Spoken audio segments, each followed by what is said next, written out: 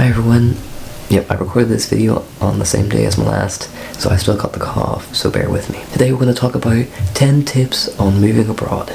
So this is all based on my own experience, how I moved abroad to the country that I'm currently in now, the fails I've had, and how I got around them, and hopefully you can learn from my mistakes and, apply them to if you are moving abroad or thinking about moving abroad. I can tell you that it's definitely worth it. If you like a country and you want to live there, it's definitely worth it. It's a lot of effort, but once you get past most of the documents and stuff, it actually becomes really enjoyable. Tip number 1, save money. I did save up money moving over. I saved about €3,000, maybe a little more, but give yourself a rough idea of how much you want to save, kind of like take into account accommodation, food, general expenses like utilities and travel. Kind of factor all that in, kind of make a rough idea of what you want to save and then double it. I wholesomely say double it, because you will come up with roadblocks, you'll come up with difficult situations where you need to pay a little extra each time, and it all adds up. I am still dealing with literally barely making it through. Save more than you think you're going to use. Always. Point number 2, research the visa process. Now with me, it's a very straightforward process. I have an EU passport, an Irish passport. So it's very straightforward for me to just go to the town hall, make an appointment, which would have took me a lot longer than expected. So obviously check how long the waiting list for your local town hall is. Now if you're going to the Netherlands, the town halls or the place you go to apply for a residency is a gemeente. Now I'm in Utrecht, so that's where I went, and it's really kind of close to the train station. The process may be different for you if you're not from an EU country. If you're from like the United States or Australia or something like that, the process may be different. So please research the visa process for your situation, depending on the country that you're going to. Tip number 3, pack lightly. Now, I know you'll just want to be moving all the stuff that you have in your life to your new place, and that's 100% understandable.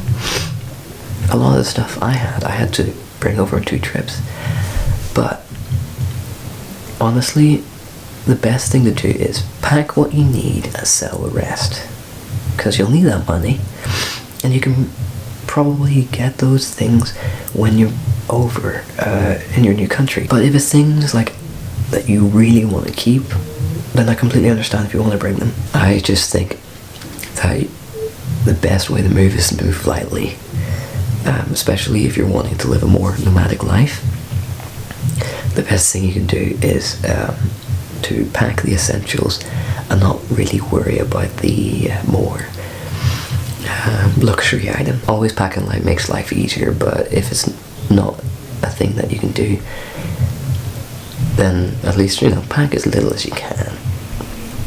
I usually only take a rucksack with me when traveling, but when moving I had to take a whole bag. Tip number 4, always research to see if you can find a place before you move. Now I was okay because I was staying at a friend's place and house sitting and looking after their cats whilst I looked for a place to stay. But honestly, research. Always look for expats, websites that will advertise places that you can stay if you're moving into the country. Like Netherlands had this expats website. I think it can also use other countries, but I used it to look for places. They also have a more localized one that I actually got a place through. I can't remember the name of it at the moment, but yeah, just research all the websites that you can use to find a place. Another thing with that point is job, look for a job before you move. Always look for a house and job before you move, because I found that I needed a job to have a house, but I needed a house to have a registration number, and I needed a registration number to have a job. It was all a bit of a situation, but I figured it out. Usually jobs will be a little lenient with you if you don't have a number yet, because it won't need you right away sometimes. If you can find a job like I did that was like that, you'll be fine.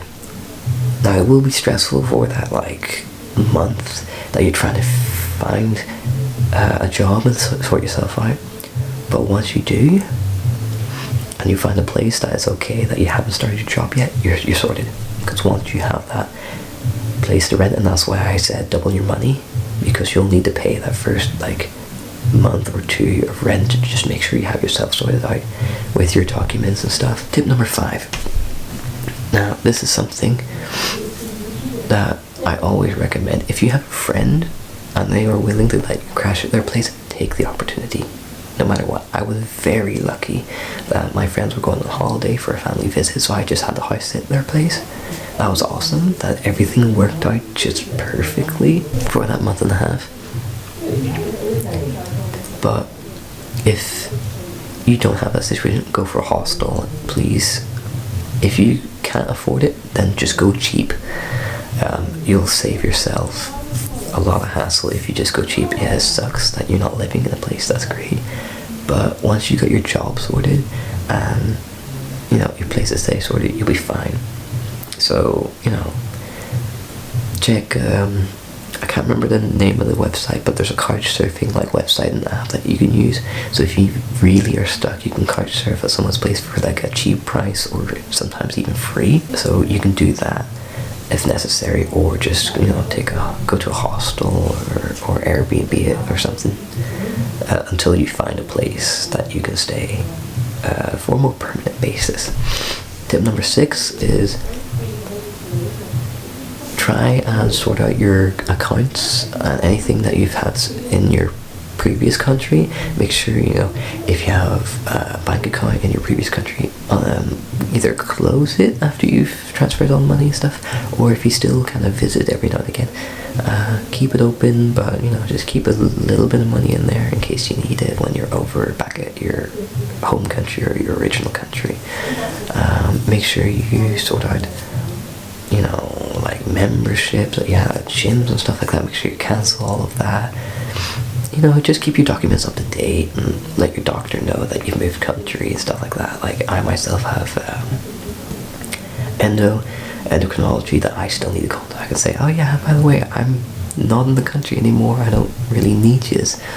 I will be moving to the Netherlands system or whatever they do here for endo.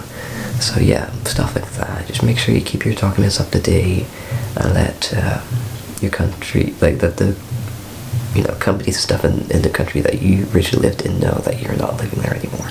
It just makes things easier to keep things up to date. Tip number 7, learn the language. I highly recommend this. Learning a language will make it much easier to socialize and get through the day.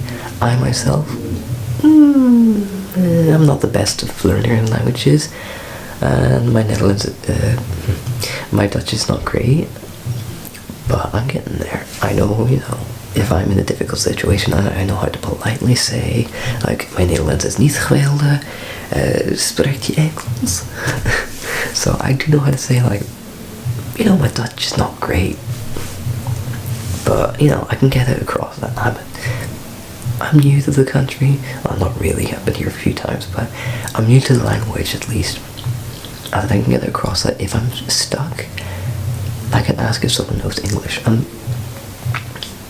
I'm lucky to be in a country where a large portion of the population speak English, so I'm pretty okay. Tip number 8, get ready for a culture shock.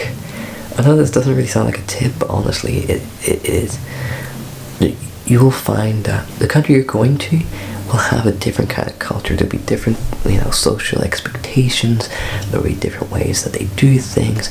I find that the Netherlands is kind of similar to Northern Ireland, but people are more polite. No offense to Northern Ireland, but people are more polite. They do things a little differently. There's just a few cultural things that they do differently, like Christmas they do differently, New Year's it's kind of different. They have King's Day, stuff like, they'll generally have different holidays. They're usually a lot more laid back. So if your country has quite a different culture, like if you're moving to Japan or something like that, get ready for like a new kind of culture, because they'll do things differently. So keep in mind what they do differently. You don't want to insult people by accident or anything like that, or you don't come across as seeming rude. So make sure you check what the culture is like and stuff. Tip number 9 is try and have a few friends in the country but you're moving to before you move. You'll have to have this, but it does make life easier, because then you can like crash at your friend's place when you're moving over, or you can hang out with them if you're you have a few days free from work and you just want to hang out with someone. It makes it easier. Or if you have housemates like me and you want to socialize, just hang out with them. Just try and be social.